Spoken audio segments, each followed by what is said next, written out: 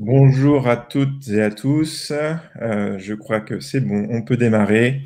Bienvenue dans ce webinaire Neurofeedback en psychiatrie avec modulation.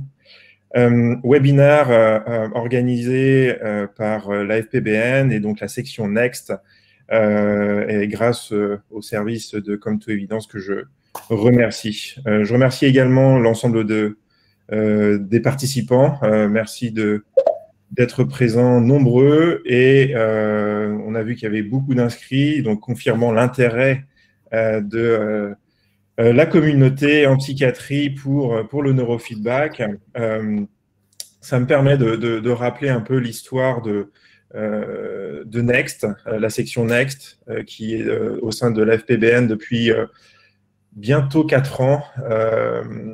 Next a été créé sous l'impulsion de Jean Arthur et d'un certain nombre d'amis de la communauté, à la fois de la psychiatrie des cliniciens, mais aussi de l'univers de l'interface cerveau-machine, représenté aujourd'hui par l'association Cortico, avec Camille, que je remercie pour sa présence.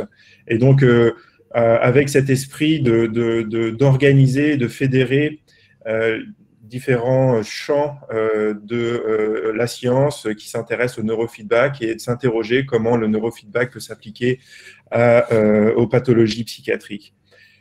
Next, dans son développement initial et ce qu'on continue à nourrir au cours des différentes journées qu'on a pu organiser, nos journées nationales, a pour objectif de 3 missions. La première, c'est de promouvoir et d'évaluer l'utilisation du neurofeedback en psychiatrie et au travers de la proposition de recommandations de bonnes pratiques.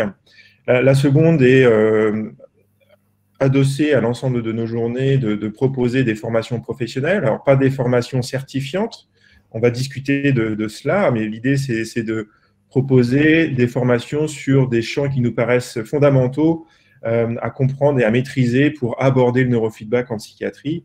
Et enfin, d'organiser, de promouvoir la recherche dans le champ du neurofeedback appliqué à la psychiatrie sur le réseau national, mais aussi international, comme on a pu le voir au travers de nos collaborateurs et orateurs au cours des dernières journées. Je vais laisser la parole à Jean-Arthur pour qu'il va introduire le programme de ce webinaire et puis on va pouvoir enchaîner. Merci Jean-Marie. Du coup, oui, la section Next, c'est une section d'une société savante. En tant que société savante, l'enjeu est de mettre en avant les controverses qu'il peut y avoir. Et le champ du neurofeedback est un champ de la psychophysiologie, des sciences cognitives, de la psychiatrie qui est au centre de controverses scientifiques nombreuses et pour lequel Next essaye d'éclairer, de montrer qu'une controverse, c'est plutôt positif pour la science et que ça permet de stimuler, de motiver la recherche. Et donc, c'est pour ça qu'on a pris ce titre Neurofeedback en psychiatrie avec modulation. C'est pour bien mettre en avant que l'idée n'est pas tant de promouvoir la pratique du neurofeedback, mais de promouvoir la pratique en lien avec la recherche sur le neurofeedback, dans une visée humaniste de recherche scientifique en lien avec la clinique. Et donc, c'est cette notion de modulation qu'on voulait impliquer avec cette double terminologie. La modulation, c'est dire mollo, mais ça veut dire aussi c'est de la neuromodulation. Et donc, c'est ce qu'on va essayer de voir autour de 3 thématiques qui peuvent bénéficier de cette neuromodulation. La dimension humeur, régulation émotionnelle, la dimension éveil et sommeil, et la dimension cognitive avec l'attention, avec nos 3 intervenants. Et puis, une dimension qui est transversale à ces 3 dimensions cliniques, psychophysiologiques, l'émotion, l'éveil et la cognition. On va avoir la dimension qui soutient cette neuromodulation, c'est l'apprentissage. Et donc, ça va être avec Camille Genet qui, en fait, on s'est rendu compte, annexe, c'est que le domaine des interfaces cerveau-machine et au niveau technologique, neurotechnologique, avait développé plus que dans le champ clinique et psychiatrique ces enjeux d'apprentissage. Donc, on est très heureux d'ouvrir ces 4 sessions avec donc toi, Jean-Marie, qui est après Rennes, où tu as été psychiatre et où tu vas revenir, où tu as fait ta thèse en collaboration avec l'INRIA autour notamment du neurofeedback. Maintenant, tu es postdoc à l'université de Stanford à la Brain Stimulation Lab. Et donc, tu vas nous présenter la controverse avec modulation autour de l'émotion, des humeurs et du neurofeedback. Merci Jean-Arthur. Petit point avant de commencer n'hésitez pas à poser vos questions effectivement dans l'onglet questions on réservera donc ces questions-là au travers d'une session de discussion prévue à la fin des interventions. J'ai donc le plaisir d'ouvrir ce webinaire en abordant cette première approche, cette première dimension, donc neurofeedback et humeur. Effectivement, alors la première question est comment est-ce qu'on a envie de définir l'humeur? Alors j'ai repris en essayant de ne pas trop transformer la définition proposée par le NIMH qui en fait définit les troubles de l'humeur qui représentent une catégorie de maladies mentales dont le problème sous-jacent altère en premier lieu et de façon persistante l'état émotionnel d'une personne, son humeur. C'est intéressant et c'est important puisque ça pose au centre les émotions, la dimension émotionnelle, comme étant vraiment le pilier physiopathologique, j'ai envie de dire, des troubles de l'humeur. Néanmoins, il est important quand même de souligner que les troubles de l'humeur rassemblent aussi un certain nombre d'autres dimensions qui vont être importantes et primordiales à prendre en compte lorsqu'on parle de neurofeedback appliqué aux troubles de l'humeur, qui sont les cognitions et le comportement, les comportements. Au travers de cette présentation, alors il y a deux grands types de troubles de l'humeur, la dépression qu'on pourrait qualifié dite d'unipolaire et le trouble bipolaire. J'ai fait le choix de restreindre le champ de mon propos à la dépression unipolaire, dans la mesure où c'est le champ qui a fait l'objet de plus de publications et de niveaux de preuve dans le champ du neurofeedback. Alors, permettez-moi de commencer la présentation sur cette présentation par un bref rappel du principe du neurofeedback, très simplifié, mais l'objectif du neurofeedback, le neurofeedback, c'est un outil qui va permettre d'apprendre aux participants au sujet de moduler son activité cérébrale en temps réel, ou en tout cas au plus proche du temps réel. Et donc, le principe est, partant du participant, d'identifier une activité cérébrale dont on pense qu'elle est reliée suffisamment robustement à la dimension que l'on veut travailler, émotionnelle, cognitive, comportementale, et d'en mesurer l'activité au travers de modalités. Alors, les deux plus connus sont l'EEG et l'IRM fonctionnel, et de restituer cette activité en temps réel au travers d'un feedback qu'on peut appeler aussi métaphore. Ce feedback peut utiliser différents canaux sensoriels, la vision, la vue, l'audition, mais aussi le toucher, par exemple. Et l'objectif de cette boucle est de pouvoir aider, accompagner le sujet dans une régulation, que ce soit sur la dimension émotionnelle, alors pour le champ de l'humeur, la dimension émotionnelle, cognitive ou comportementale. Le niveau de preuve, et Jean-Arthur l'a souligné en introduction de ce webinaire, le niveau de preuve du neurofeedback dans la dépression est très controversé. Une revue systématique de la littérature récente de cette année a rassemblé en fait l'ensemble des études en EEG ou en IRM fonctionnel et montre ici sur ce schéma qu'il y a un niveau d'efficacité très variable en fonction des études. Alors les petites barres grises ou bleues, en couleur pleine, illustrent le pourcentage d'amélioration sur les échelles de dépression dans le groupe actif neurofeedback et les barres hachurées dans le groupe dit contrôle. Et donc, on voit qu'il y a une grande variabilité à la fois en termes d'efficacité, que ce soit dans les groupes actifs ou dans le groupe contrôle, avec voilà, des études qui montrent un effet très important est très significatif en comparaison du groupe contrôle. Et puis d'autres études qui sont soit qui montrent un niveau d'efficacité égal au groupe contrôle, ou voire même une étude publiée par David Meller en 2018 montrant un résultat plutôt négatif. C'est-à-dire que le groupe contrôle était supérieur au groupe neurofeedback. Ça montre quoi? C'est pas que ça montre que le neurofeedback ça marche pas, ça soulève un certain nombre de questions et Next a pour vocation d'essayer de les soulever, ces questions. Ça soulève un certain nombre de questions, et notamment de savoir quel est le biomarqueur que l'on veut entraîner, comment est-ce qu'on mesure son efficacité, comment est-ce qu'on va aussi créer un groupe contrôle pour se soumettre à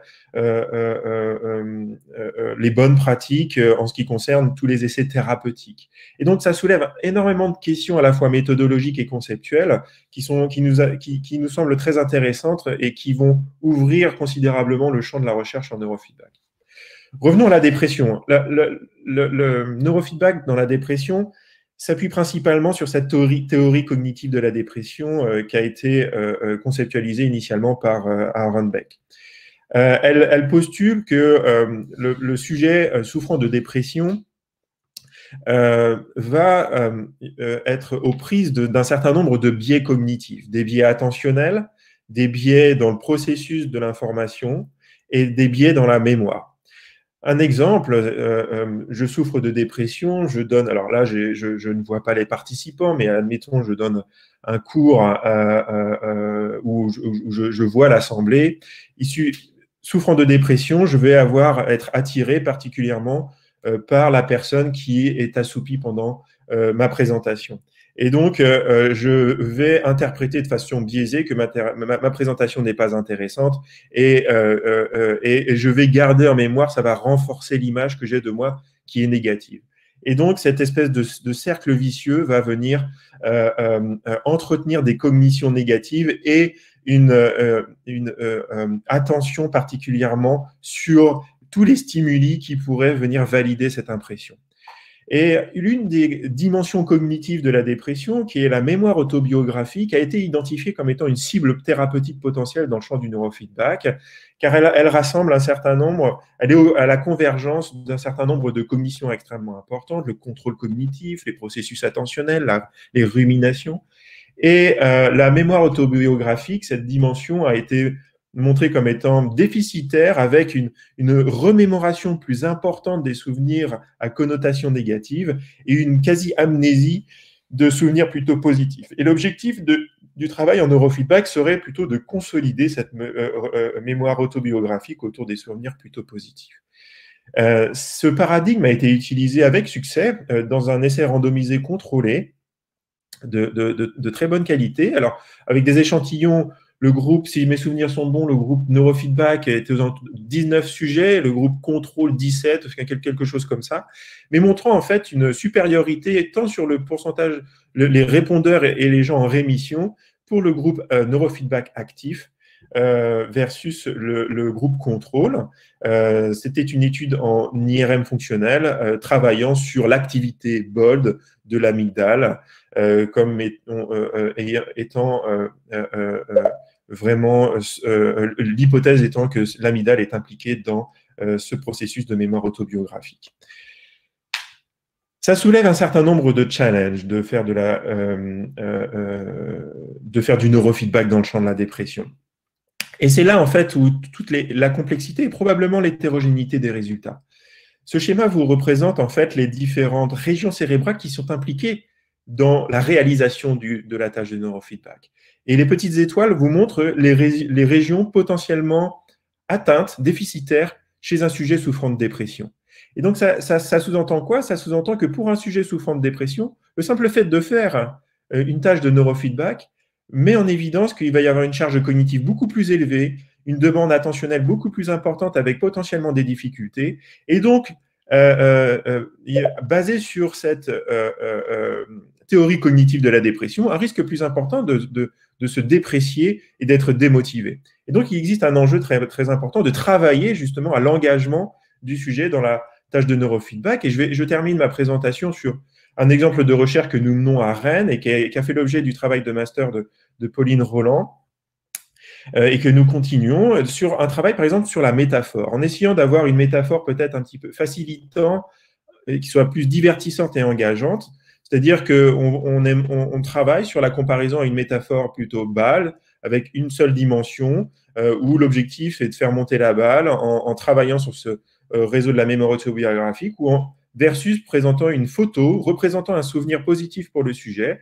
Et donc, on a des résultats plutôt prometteurs chez le sujet sain, montrant qu'effectivement, il y a un engagement plus important, plus élevé du biomarqueur que l'on veut cibler. Et donc, on essaye de faciliter, d'harmoniser ces tâches-là. C'est un exemple parmi d'autres, mais l'idée, les enjeux sont de développer la recherche pour essayer de faciliter la réussite de la tâche de neurofeedback. Je termine sur cette diapositive en ouvrant sur le fait que le neurofeedback est une thérapeutique à la frontière entre les neurosciences, la psychophysiologie et le monde des interfaces cerveau-machine. Le niveau de preuve reste encore controversé dans le champ de la dépression et avec des enjeux méthodologiques majeurs, comme je vous l'ai présenté, et donc qui ouvre un champ de recherche passionnant. Je vous remercie de votre attention et je vais passer le micro à Jean-Arthur. Qui est le prochain intervenant. Laissez-moi introduire mon ami Jean-Arthur, qui est maître de conférence des universités et praticien hospitalier, donc en physiologie, psychiatre, médecin du sommeil, dans le service universitaire de médecine du sommeil au CHU de Bordeaux et qui travaille donc dans l'unité de recherche SANPSY. Je vais donc laisser la parole à Jean-Arthur. Merci Jean-Arthur. Merci beaucoup Jean-Marie. Ce sujet sur le sommeil.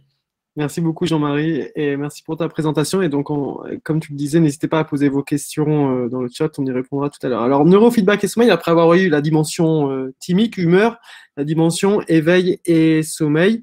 Et je vais vous parler de petits chats. En fait, quand on étudie le sommeil, on a fait beaucoup de recherches sur les chats.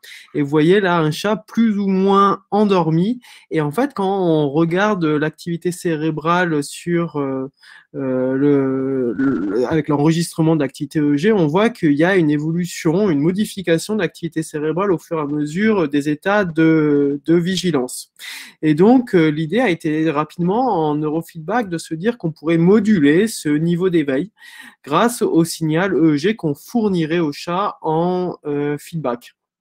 Et donc, soit on pourrait, sur certains protocoles, en fonction des bandes spectrales de EEG, provoquer une activation, un éveil, soit on pourrait entraîner une relaxation, voire un endormissement. Donc, vous voyez une dimension là fondamentale du vivant, de l'éveil au sommeil, et qui pourrait être modulée par le neurofeedback.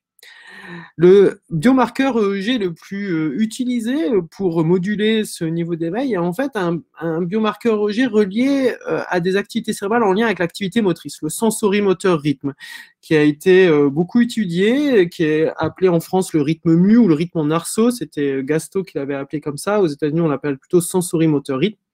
Et en fait, quand on s'intéressait au neurofeedback, dans les années 70, l'idée a été de transférer le paradigme de conditionnement de l'homme à l'animal pour confirmer qu'il y avait la possibilité d'un apprentissage au cours d'une boucle de neurofeedback.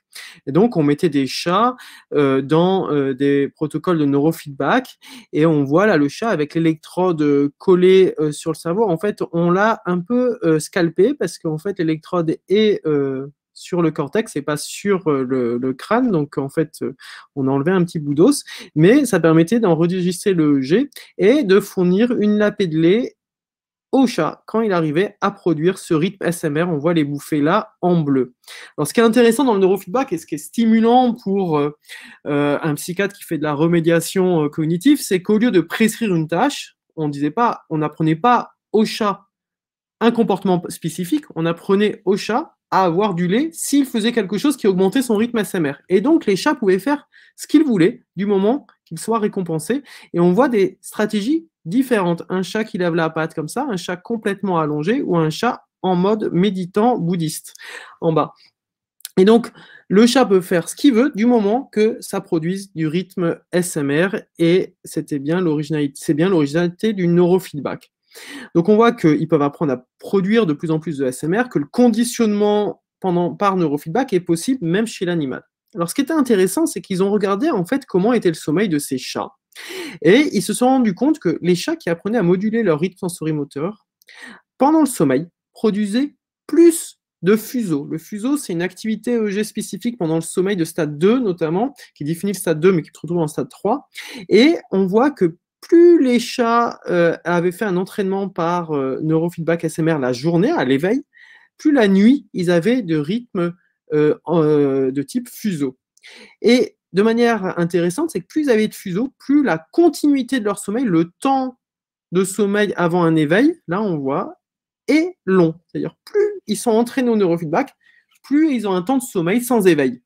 Ah, ça fait penser aux cliniciens l'idée que s'ils ont plus de fuseaux, des marqueurs de sommeil, et s'ils ont un temps de sommeil qui s'allonge, probablement ça pourrait être intéressant pour le trouble insomnie.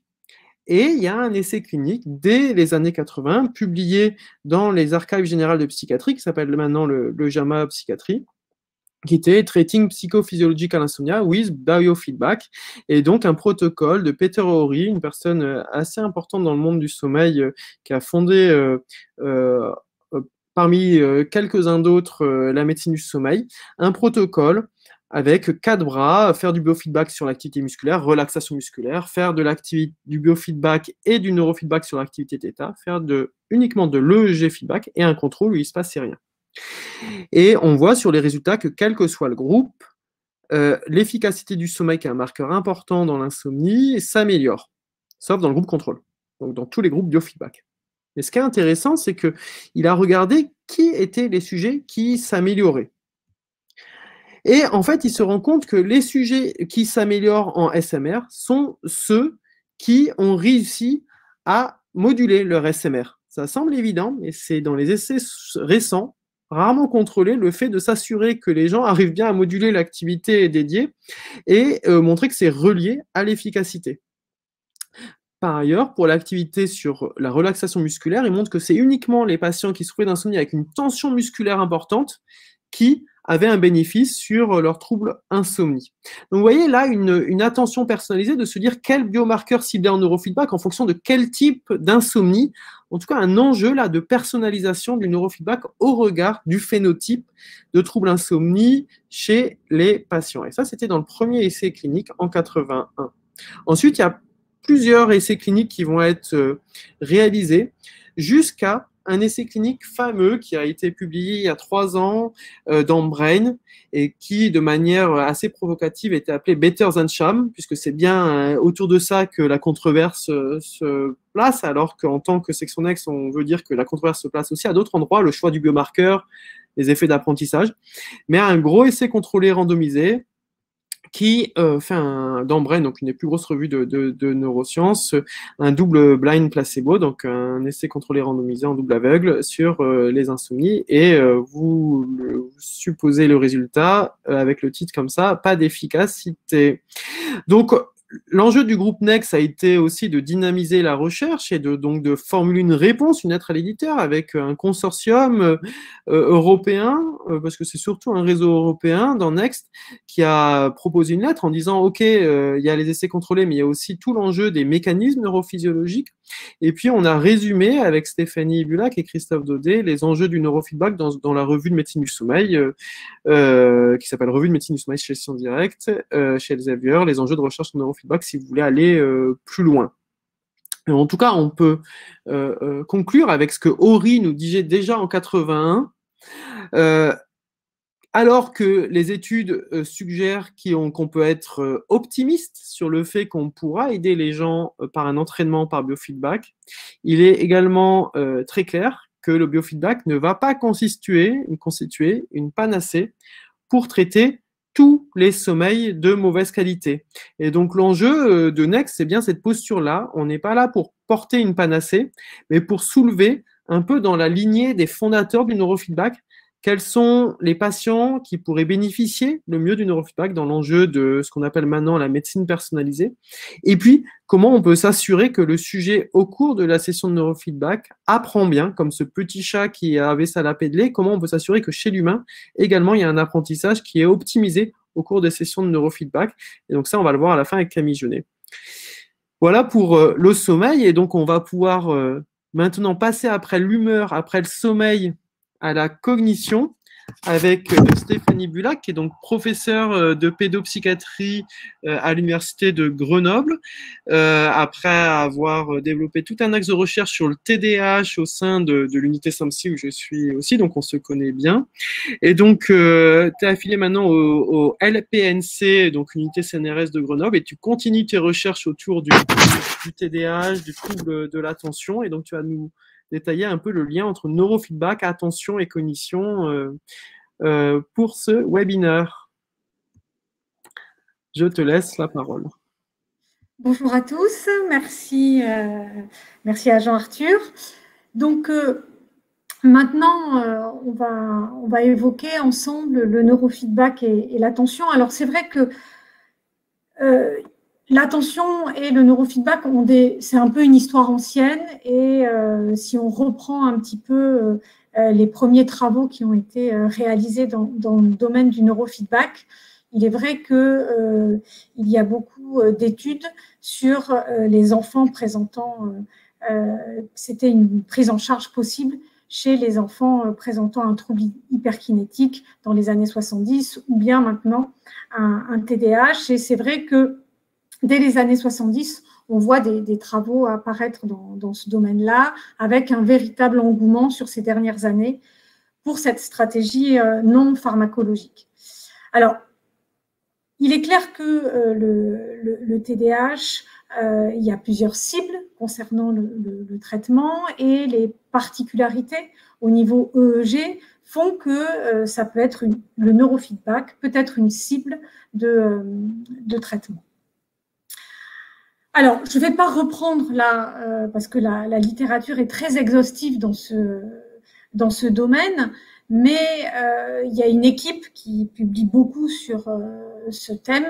C'est l'équipe de Martin Arns qui, là, sur un papier de l'an dernier, fait un peu une revue quantitative utilisant différents protocoles de neurofeedback standardisés, où ils se sont intéressés à évaluer l'efficacité du neurofeedback en termes d'effet size et également en termes de suivi à long terme. Cette revue incluait 12 études, 8 études contrôlées et 4 essais en ouvert. Et les conclusions, rapidement, étaient que les protocoles de neurofeedback qui étaient bien conduits sont efficaces chez l'enfant TDAH, avec un effet size qui est modéré à important. Et je crois qu'une notion qui est importante et qui va être développée bien sûr par Camille, c'est cette efficacité du neurofeedback qui va perdurer au cours du temps. Alors, sur un suivi, là, on est autour de 6-12 mois, avec peu ou pas d'effets secondaires. Un autre travail qui a inclus cette fois-ci et des méta-analyses et différents types d'études montrait qu'il y avait une efficacité du neurofeedback dans le TDAH. Alors, dans les questions qu'on se pose pour évaluer l'efficacité du neurofeedback, c'est comment on évalue l'efficacité et bien sûr, quand les évaluateurs sont les parents, donc c'est-à-dire ne sont pas aveugles du traitement, ou bien que les évaluateurs sont aveugles, on peut avoir des disparités. Et cette revue de la littérature montre que quand on regarde l'ensemble des symptômes de TDAH, on a une amélioration du TDAH avec le neurofeedback quand ce sont les parents qui évaluent, uniquement sur les symptômes attentionnels quand ce sont plutôt les enseignants, donc qui sont aveugles, et que les psychostimulants sont plus efficaces que le neurofeedback. Les essais randomisés, alors ça c'est une étude qui critique, c'est une revue qui critique un petit peu l'ensemble de ces travaux, qui montre que les essais randomisés vont montrer une efficacité du neurofeedback. Et je reprends là, cette fois-ci, ce que pouvait dire aussi Jean-Arthur sur l'importance d'utiliser des protocoles de neurofeedback personnalisés. Et je pense que dans neurofeedback personnalisé, il y a bien sûr le neurofeedback sur le protocole en termes d'activité EEG, mais également sur la symptomatologie clinique. Et comme dans la dépression, on a la dépression est extrêmement, la symptomatologie clinique peut être très hétérogène, il en est de même aussi pour les sujets TDAH. Les essais en ouvert montraient que les traitements combinés associant neurofeedback et intervention parentale ou conseils en termes d'hygiène de sommeil ou d'alimentation étaient supérieurs au neurofeedback seul ou au traitement médicamenteux seul. Donc vraiment cette critique de l'ensemble un petit peu de cette revue insistait sur la nécessité des interventions multimodales et vraiment de mettre en place des protocoles de neurofeedback personnalisés. Enfin, alors un protocole sur lequel nous avons travaillé ensemble avec Jean Arthur, donc qui est une étude qui a été réalisée, une étude européenne sur 170 sujets qui a évalué neurofeedback versus méthylphénidate. Ce qui était un petit peu novateur dans ce protocole de neurofeedback, c'était que le programme était personnalisé en fonction de l'EEG de base du patient, mais qui se faisait également au domicile, et donc ce qui permettait qu'on pouvait avoir un retour sur les séances que les enfants faisaient au domicile ou pas.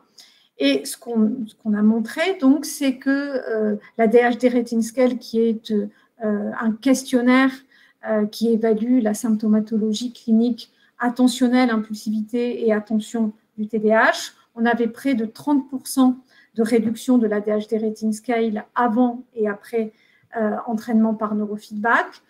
Alors certes, qui est moins important que le traitement par méthylphénidate, mais je crois que ce qui est important, c'est cette notion d'apprentissage avec une amélioration au cours du temps de la DHD, avec une diminution au cours du temps de la DHD Rating Scale, avec vraiment une augmentation de l'efficacité entre la visite intermédiaire, c'est-à-dire à 1 mois et demi, et la visite finale, alors que, bon, bien sûr, c'est vrai qu'avec le méthylphénidate, on a une efficacité qui est plus rapide tout de suite, mais cette notion d'apprentissage me semble bien sûr très importante. L'intérêt aussi du neurofeedback, c'est qu'on a peu d'arrêts de prise en charge parce qu'on a aussi peu ou pas d'effets secondaires. Enfin, je voulais terminer sur… alors, c'est un peu en lien aussi avec ce qu'a pu dire Jean Arthur sur l'intérêt du neurofeedback dans l'éveil. Cette étude qui a été faite chez le sujet sain, 50 sujets italiens, jeunes, autour de 24 ans, qui ont eu une évaluation multidimensionnelle avec une évaluation psychométrique, une évaluation neuropsychologique, notamment autour de l'attention, une évaluation psychophysiologique avec une évaluation de la fréquence cardiaque et une évaluation écologique alors que le sujet était en train de conduire. Et ce qu'on montre après entraînement, apprentissage par neurofeedback, c'est qu'il existe une amélioration des capacités attentionnelles visuelles dans le groupe qui a eu l'entraînement par neurofeedback. Donc, de se dire vraiment que le neurofeedback permet, chez le sujet sain, une amélioration des capacités attentionnelles visuelles et ceci mesuré dans un contexte écologique qu'est la conduite automobile. Et donc, juste pour conclure, de dire un peu attention aux effets du neurofeedback quand on va évaluer ces effets. Est-ce que c'est un effet spécifique du neurofeedback? Est-ce que c'est un effet non spécifique parce qu'on est dans le cadre d'un protocole de recherche, on est dans le cadre d'un contexte neurotechnologique? qu'il y a un effet général qui est non spécifique, l'effet de répétition, et ça Camille va nous en parler, alors est-ce qu'il faut dire effet répétition ou effet apprentissage, et puis quand on est chez l'enfant, bien sûr, tout ce qui est maturation cérébrale. Donc, je vous remercie de votre attention. Merci beaucoup, Stéphanie, pour ta présentation sur le TDAH. C'est ultra clair et j'aime bien l'attention au neurofeedback sur l'attention, bien sûr, la boucle. Et donc, on va poursuivre. Donc, on a vu les 3 dimensions cliniques qu'on voulait vous présenter. Et maintenant, on va faire appel à une chargée de recherche avec qui on collabore, nous, les cliniciens et physiologistes, pour pouvoir s'inspirer des champs connexes au neurofeedback pour optimiser et essayer d'avancer sur les controverses. Donc, Camille Jeunet est chargée de recherche au CNRS à l'INSIA, qui fait partie du Neurocampus à l'Université de Bordeaux, dans l'équipe contrôle, motricité et cognition. Et donc, pour moi, Camille Jeunet, c'est une vraie chercheuse en sciences cognitives dans une visée intégrative de plein de facteurs, vous allez voir, et on va essayer de modéliser avec elle ce que sont les variables autour de l'apprentissage, qui est pour nous, au niveau des protocoles de neurofeedback clinique, un élément central à ne pas oublier dans la controverse autour de ce champ. Merci Camille pour ta présentation. Merci. De participer. Merci. Bonjour à toutes et bonjour à tous et merci pour cette invitation. Donc effectivement, pour cette dernière présentation, on va parler de neurofeedback et d'apprentissage. Donc, comme on l'a vu avant, effectivement, le neurofeedback peut être appliqué à beaucoup de champs.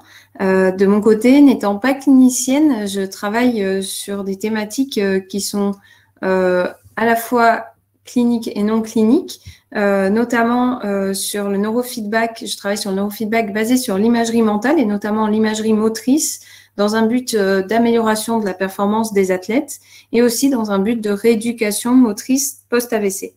Et en fait, à travers de ces applications, je m'intéresse à une problématique qui est plus générale, qui est effectivement la question fondamentale de l'apprentissage, de comment est-ce qu'on apprend à moduler notre activité cérébrale de manière à soit améliorer des performances, soit à réduire des symptômes cliniques.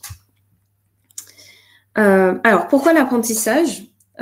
Tout simplement parce que le neurofeedback, vous voyez, c'est en fait un système en boucle fermée de communication entre un humain et une machine.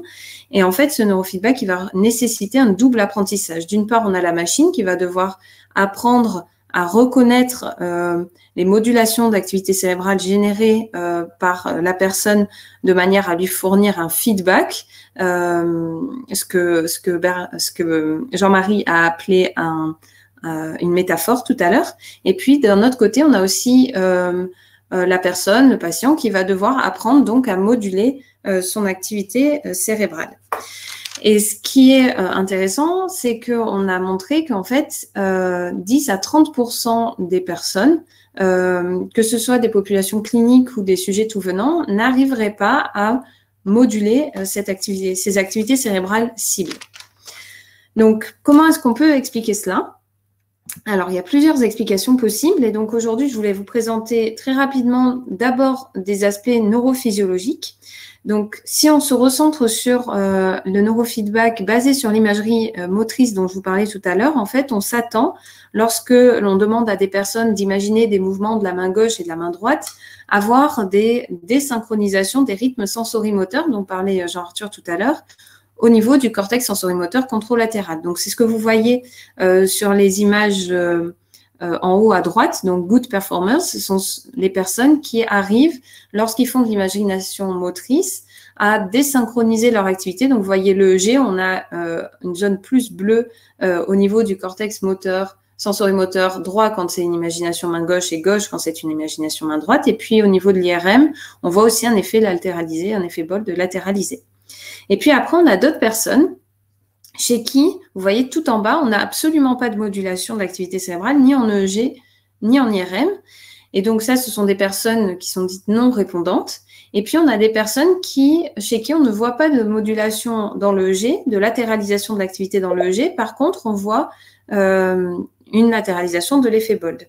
Et donc, vous voyez que tout ça, ça va générer, ce sont des différences neurophysiologiques qui vont générer différentes disons, performance en neurofeedback. Mais au-delà de ces aspects vraiment neurophysiologiques, on a aussi des aspects cognitifs à prendre en compte. Et ces aspects cognitifs-là, ils ont souvent été assez négligés. Et donc, moi, ça me fait très plaisir de travailler avec des cliniciens qui s'intéressent aussi vraiment à ces aspects cognitifs.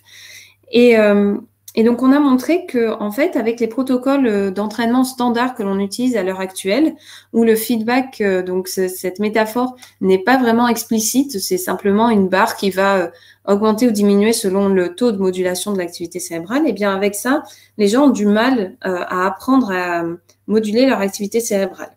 Donc, on sait aujourd'hui que les protocoles d'entraînement doivent être améliorés. Et donc, c'est vraiment l'un des champs sur lesquels on travaille, l'amélioration des procédures d'entraînement. Mais de manière à pouvoir améliorer ces procédures d'entraînement de manière pertinente, il faut d'abord, évidemment, comprendre quels sont les facteurs qui influencent cet apprentissage de manière à faire une adaptation qui soit pertinente, adaptée à chaque patient ou à chaque utilisateur du neurofeedback. Et donc, c'est sur cette thématique-là, cette modélisation des facteurs d'apprentissage, que je travaille notamment avec Jean-Arthur et puis avec plein d'autres chercheurs brillants et très intéressants. Et donc, ce que je vous propose là pour les minutes qui restent, c'est de vous présenter un petit peu l'état de nos réflexions actuelles. Donc, en se basant sur la littérature scientifique d'un côté et puis sur des expériences qu'on a menées nous-mêmes, on a essayé de comprendre un petit peu quels étaient les facteurs cognitifs, psychologiques, neurophysiologiques qui influençaient la performance de modulation, donc la performance de neurofeedback d'utilisateurs tout venant ou de patients et leur apprentissage. Et puis ensuite, en se disant qu'on faisait le lien entre ces performances de modulation et l'efficacité clinique. Alors, vous voyez qu'on n'a pas... qu'on a dissocié un petit peu les deux, puisque comme le disait Jean-Arthur tout à l'heure, et on va revenir dessus après, en fait, c'est pas parce qu'on a une modulation de l'activité cérébrale qu'on va avoir un effet clinique, et puis vice-versa. On peut avoir un effet clinique sans forcément avoir de modulation de l'activité cérébrale. Donc, notre étude de la littérature et nos expérimentations nous ont permis de mettre en évidence trois grandes familles de facteurs. Je ne vais pas entrer dans les détails ici, mais globalement, si on commence par la droite, vous voyez une famille de facteurs qu'on appelle les habiletés spatiales, qui correspondent en fait à la capacité des personnes à produire et à manipuler des images mentales. Donc ça, c'est assez logique qu'on retrouve ce facteur-là, puisque comme je vous l'ai dit, on se base beaucoup sur le neurofeedback basé sur l'imagerie motrice et l'imagerie mentale plus généralement. Ensuite, au milieu, en gris, on a les facteurs cognitifs et motivationnels. Donc ici, on retrouve notamment les capacités attentionnelles de la personne ou l'engagement de la personne dans la tâche, etc. Donc là, on voit que c'est quelque chose qui est assez logique. Je pense que vous retrouvez tous ces types de facteurs dans votre pratique quotidienne.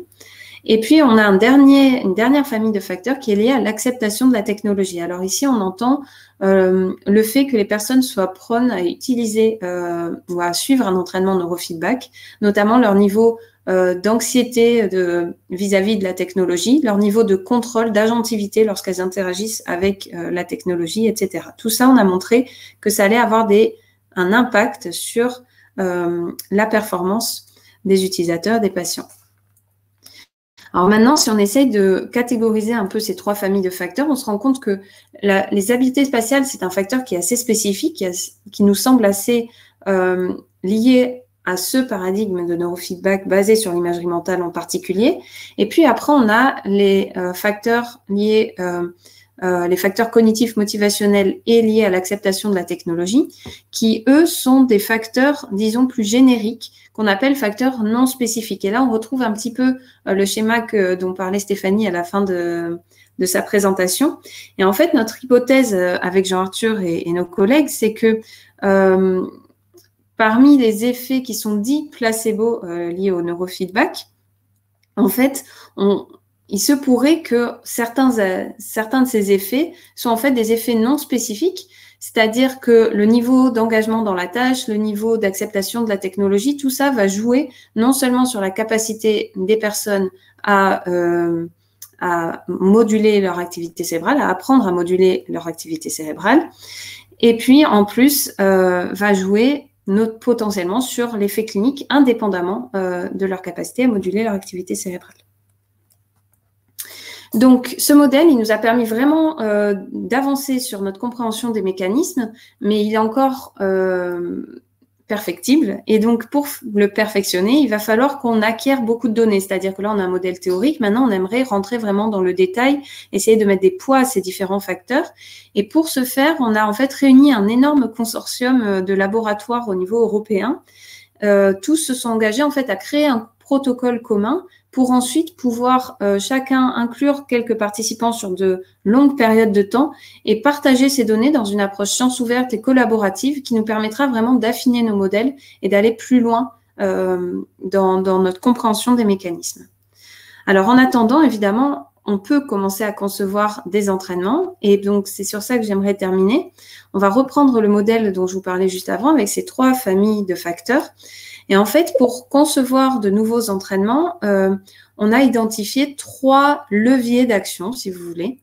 Ces 3 leviers d'action, ce sont d'une part les motifs électroencéphalographiques EEG ou d'IRM fonctionnel que l'on cible. Donc, on revient à ce que disait Jean-Marie au début de la présentation, c'est-à-dire qu'on peut notamment personnaliser les bandes de fréquences que l'on cible ou les zones cérébrales que l'on cible à chaque sujet, à chaque patient, selon son profil et ses besoins. On peut aussi travailler sur les stratégies, les instructions que l'on donne et les stratégies cognitives utilisées pour apprendre à moduler l'activité cérébrale. Donc, par exemple, on peut aller sur une augmentation croissante de la difficulté au lieu d'avoir une difficulté maximale dès le départ, de manière à maintenir l'engagement des patients dans la tâche et l'entraînement neurofeedback. Et puis, on peut aussi jouer sur le feedback, c'est-à-dire la métaphore. Et là aussi, ça rejoint ce que disait Jean-Marie à la fin de sa présentation. C'est-à-dire qu'on peut aller vers des métaphores qui font plus de sens, qui sont plus engageantes, qui sont plus motivantes, qui sont plus intuitives. Et puis, on peut aller aussi sur du soutien émotionnel, de la présence sociale. Et puis, on peut aussi jouer sur le biais positif. Ça, on a vu que ça marchait vraiment très bien chez les novices, c'est-à-dire leur donner un feedback qui est meilleur que ce qu'ils devraient recevoir normalement, de manière, encore une fois, à augmenter leur engagement, leur motivation dans la tâche et à favoriser au fur et à mesure leur apprentissage. Donc, c'était la fin. Moi aussi, j'ai un petit message, un take-home message. Là, ce qu'il va nous falloir faire pour la suite, c'est vraiment continuer nos efforts pour comprendre les mécanismes d'apprentissage, de manière à concevoir des procédures d'entraînement qui sont adaptées et acceptable par les participants pour améliorer l'efficacité clinique. Et donc, pour ça, je suis convaincue qu'il nous faut une approche qui soit interdisciplinaire, intégrative, collaborative et ouverte. Voilà, je vous remercie. Merci beaucoup, Camille. Merci pour cette conclusion qu'on partage évidemment. Et Jean-Marie l'a fait, mais on voudrait vraiment remercier parce que le champ de la psychiatrie est ravi de collaborer avec tout le champ de cortico et de l'interface en machine. Et je pense qu'à travers Next, la FPBN a trouvé un nombre de collaborations scientifiques vraiment riches, et ce qui montre que le neurofeedback est en tout cas efficace, on ne sait pas, mais en tout cas un amplificateur de collaboration scientifique et de recherche passionnante, quoi. Et c'est ce qu'on a essayé de vous transmettre au cours de ce webinaire. Donc, on est tous là avec vous pour pouvoir répondre à vos questions que vous avez déjà posées, et vous pouvez en poser d'autres aussi, et essayer d'être dynamique, enfin d'être dans l'échange à travers le chat, quoi. Donc, on va peut-être aborder là les premières questions. Alors, par ordre chronologique, là, il y a eu 4 questions extrêmement intéressantes. On vous remercie. La première d'Aïda, que l'on remercie d'ailleurs au passage de porter la voix de Next au sein de la FPBN et de communiquer aussi efficacement. Merci beaucoup. Alors, Aïda, tu nous demandais si on avait connaissance d'études sur le neurofeedback associé à des techniques de RTMS. Je peux répondre parce que c'est, mais genre Arthur, je crois que tu as écrit sur la cyborg psychiatry. Je pense que tu as un élément de réponse à Aïda. Non, c'est toi qui as surtout fait la recherche. Nous, on avait fait un papier pour expliquer comment les RTMS pouvaient être couplés à l'EEG, surtout pour que le stimulus de RTMS soit fait au bon moment, au regard de l'activité cérébrale. Et bien sûr, si on pense ça, on se dit qu'on pourrait apprendre à moduler l'activité cérébrale pour avoir justement cette stimulation dans un état cérébral qui optimise l'impact de la stimulation. L'effet de la stimulation dépend en neurophysiologie de l'état dans lequel le cerveau est au moment de la stimulation. Or, cet état étant régulable par le neurofeedback, il semble pertinent, en tout cas, c'est pour ça qu'Aïda, tu poses forcément une question hyper pertinente sur ça. Après, sur les applications concrètes, vous avez tenté, Jean-Marie, du coup, en tout cas, d'associer, je ne sais pas de les coupler, mais de les associer. Oui, c'est une question extrêmement intéressante. Comment est-ce qu'on va pouvoir utiliser l'outil de la TMS pour produire et du neurofeedback, parce que, enfin, je veux dire, l'hypothèse est que ce soit synergistique.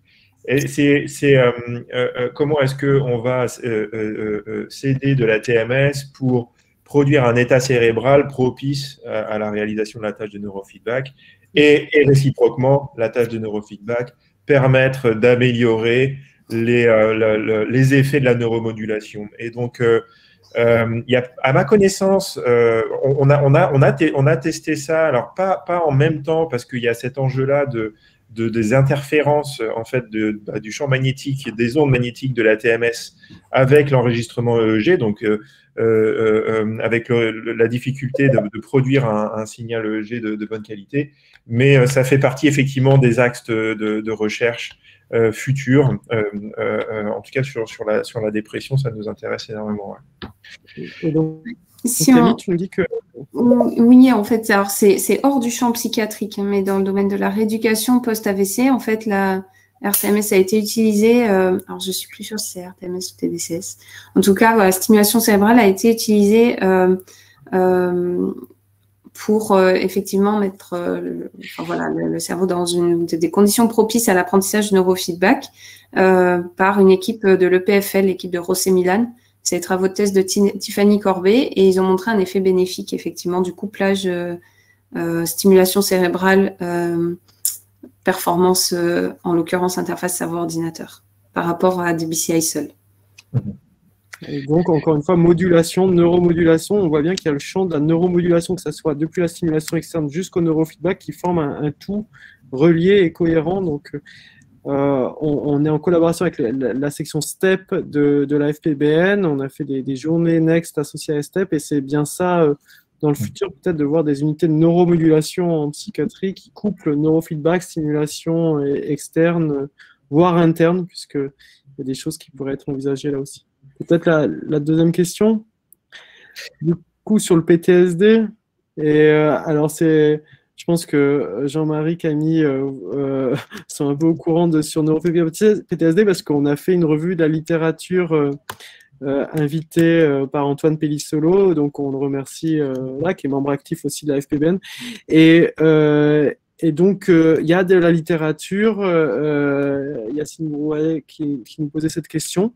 Alors, on est dans le même domaine que pour l'humeur, pour l'attention, pour le sommeil, c'est-à-dire un domaine de controverse, mais pour lequel il y a un certain nombre d'arguments pour dire que ça pourrait être efficace. Et généralement, c'est une cible centrée plutôt sur la relaxation et tout l'enjeu également là, c'est qu'est-ce qu'on fait de la remémoration de l'événement traumatique au moment du neurofeedback.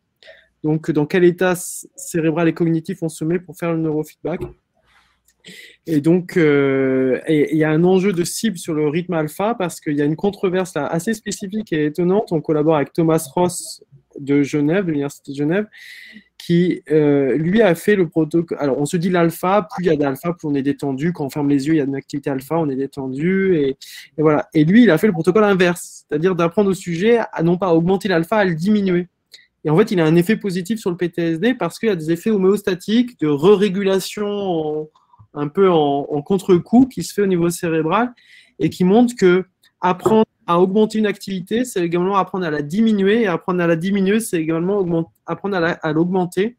Et je me souviens, moi, quand je faisais du biofeedback à Marseille, c'est que souvent les sujets, on leur apprenait à augmenter leur niveau d'éveil, et en fait, ils comprenaient vraiment ce que c'était quand, dans la phase de repos, où ils lâchaient, ils disaient « Ah, mais en fait, c'est ça, c'est différentiel ». Et donc, il y a cet enjeu-là également que le PTSD met en avant, quoi. Et peut-être qu'on peut souligner que dans le champ du neurofeedback, il y a beaucoup de startups françaises qui sont actives. Stéphanie Bulac, l'étude sur le TDAH était avec Mencia, qui avait eu un financement européen, comme tu l'as souligné. Et là, sur le PTSD, c'est une startup qui avait été dans l'écosystème de l'ICM et de l'incubateur de startup avec Johan Attal, notamment, qui était un chercheur aussi. Et MyBrain développe ces protocoles de neurofeedback sur l'alpha et des applications dans l'anxiété et le PTSD. Merci Jean-Arthur. On a une question de Sami Fiki qui une double question. Le début, c'est savez-vous expliquer cette résurgence du neurofeedback ces dernières années alors que le biofeedback EEG était très étudié dans les années 70-80? Je vais commencer, puis je vais laisser mes collègues enchaîner. Alors d'abord, la résurgence ici en France, c'est grâce au dynamisme de notre ami Jean-Arthur.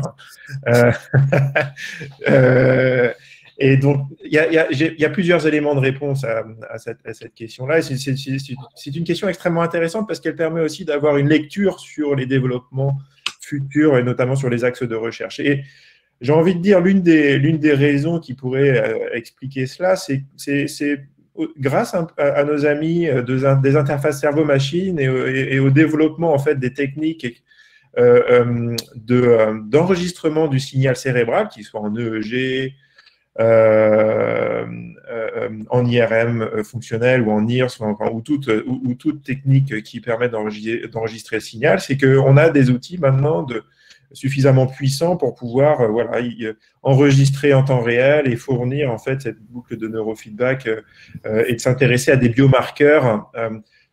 Ces dernières décennies ont aussi vu croître de façon extrêmement importante tout le champ des neurosciences et d'identification et de validation des biomarqueurs, que ce soit dans le cas de l'humeur, du sommeil, de l'attention, mais aussi dans le PTSD. Et donc, le neurofeedback, profite un peu aussi de ces avancées technologiques et de l'avancée des connaissances. Oui. Oui, si je peux compléter, enchaîner sur la deuxième question, effectivement, je suis complètement d'accord. En fait, je pense qu'il y a un phénomène qui s'est passé avec le développement. En fait, les progrès technologiques ont permis l'explosion du domaine des interfaces cerveau-ordinateur, qui est un champ de recherche qui est assez dominé par la communauté informatique, machine learning, intelligence artificielle. Et en fait, cette communauté-là a permis de développer des axes qui ont été repris, en fait, effectivement, par la communauté neurofeedback. Et là où je suis complètement d'accord avec ce que vous dites, c'est que, en fait, la communauté interface cerveau-ordinateur a parfois un peu l'impression d'être novatrice et oublie qu'il y a tout un champ du neurofeedback qui a été développé pendant une 50aine d'années avant. Et c'est vrai qu'on a tendance à ne pas prendre assez en compte les travaux plus anciens en neurofeedback. Et c'est pour ça que les échanges entre Next et Cortico, notamment, sont hyper bénéfiques parce qu'on récupère grâce à Next, grâce à des praticiens, des cliniciens, toute l'expertise clinique et tous les travaux plus anciens qui sont parfois assez peu visibles pour des communautés comme nous, issues plutôt de l'informatique et des sciences cognitives. Oui, on est des hipsters de la neurophysiologie. Et donc, on va chercher dans les années 70 les trucs à la mode et on trouve souvent des bébites. Mais il y a aussi un élément, je mets le bandeau, c'est qu'il y a la miniaturisation. Sami Fiki, je pense que vous avez dû connaître du coup, moi je les vois encore, les EEG à plumes qu'on laisse poussiérer à l'époque des années 70-80. C'était analogique, c'était des machines de EEG qui faisaient de 4 mètres cubes. Et maintenant, je vous ai mis un bandeau, c'est gros comme ça, un amplificateur EEG, et ça enregistre de la qualité pas mal. Je ne fais pas de pub particulière, c'est des bandeaux parmi d'autres. Et donc, il y a aussi tout l'engouement pour les neurotech miniaturisés qui est un élément important, et le fait que les gens se rapportent à eux-mêmes au travers leur cerveau maintenant. C'est-à-dire que dans les années 70-80, quand on voit la publicité, ils se rapportaient à eux-mêmes au travers de quelque chose d'un peu new age, de la vibe, de quelque chose de la vibration universelle interhumaine. Mais maintenant, on se rapporte à soi au travers de son activité cérébrale et ça matche avec les représentations que les gens se font, je pense, d'eux-mêmes, au travers des neurotechnologies. Je Je pense que aussi, de par l'engouement autour du TDAH, alors je pense qu'il ne faut surtout pas opposer neurofeedback et psychostimulant, mais c'est vrai que le développement de stratégies non pharmacologiques, ça fait partie aussi de l'intérêt du neurofeedback et bon, ça. Alors Thierry Hergueta parle alors, il y a moins de travaux sur TDAH adulte que chez le TDAH enfant et le neurofeedback. Je crois que c'est un peu compliqué de dire il y a pas un outil. Je pense que ce qui est important, c'est vraiment c'est l'utilisation vraiment. Enfin, l'intérêt là, à l'heure actuelle, c'est d'essayer, comme en remédiation cognitive. Alors, le neurofeedback, c'est aussi de la remédiation cognitive, mais sur quelles variables on s'attaque et et utiliser vraiment des protocoles qui sont personnalisés, de savoir aussi à quel moment on utilise les protocoles de neurofeedback, par exemple, si on le fait en même temps que le psychostimulant ou après, ou la question du suivi à long terme. On n'a pas une réponse et on a que des hypothèses, mais je crois que l'intérêt aussi de Next, c'est aussi, il va falloir qu'on essaie un peu à un moment donné de se dire il faut qu'on fasse des formations avec des protocoles plus ou moins standardisés, parce que je crois qu'on nous attend aussi là-dessus, mais si on ne le fait pas, c'est que c'est peut-être encore un peu trop tôt, quoi. Enfin, on a encore du travail. Oui, merci Stéphane, tout à fait d'accord. Ouais. Il y a encore beaucoup de travail pour pouvoir effectivement répondre un peu à l'exigence de ce qu'on appelle la médecine fondée sur l'épreuve, même si voilà, on peut discuter de ces critères-là, mais ce qui est intéressant, c'est d'ailleurs ces exigences-là nous permettent d'offrir justement, de structurer le champ de la recherche pour étape par étape, mieux comprendre les aspects d'apprentissage, mieux identifier quels biomarqueurs on veut travailler et comment mesurer ça sur le plan du comportement. Ça ouvre beaucoup de questions et plein d'autres d'ailleurs. Ouais, et donc pour continuer les travaux, on va pouvoir se revoir. On relance la 6e journée Next. Tu disais depuis 4 ans Next, mais en fait ça va faire 6 ans, Jean-Marie, en introduction. Donc on est à la 6e journée Next. Et donc, à chaque journée, on essaie de dynamiser comme ça et de montrer tous ces enjeux pour remettre le travail sur le métier, ou le métier sur le travail. Et donc, on va parler de brain-to-brain neurofeedback. Après avoir eu le neurofeedback avec soi-même, on va essayer de voir comment 2 cerveaux peuvent s'interconnecter et faire du neurofeedback entre lui. C'est pas que de la science-fiction, c'est un domaine de recherche qui peut être très stimulant parce que ça suppose l'interaction sociale au travers de l'interaction avec son cerveau, quoi. Et donc, cette 6e journée neurofeedback aura lieu, on vous donnera la date exacte, vers septembre 2022, en collaboration avec Cortico et le réseau des interfaces cerveau-machine. Et donc, je te laisse Jean-Marie conclure, peut-être. Merci, oui, merci beaucoup d'avoir participé. Merci pour toutes vos questions. Désolé, on n'a pas pu adresser toutes les questions, mais n'hésitez pas à nous envoyer vos questions par mail. On sera ravis d'y répondre. Peut-être qu'on pourra. Enfin, c'est possible que vous ayez nos adresses email sur l'invitation. Néanmoins, enfin voilà, n'hésitez pas. Et donc le prochain webinaire de la FPBN sera le webinaire de la section TDAH de l'adulte, le traitement médicamenteux en pratique. Donc l'autre versant d'ailleurs du TDAH. N'hésitez pas à poser vos questions sur le neurofeedback au cours de ce webinaire.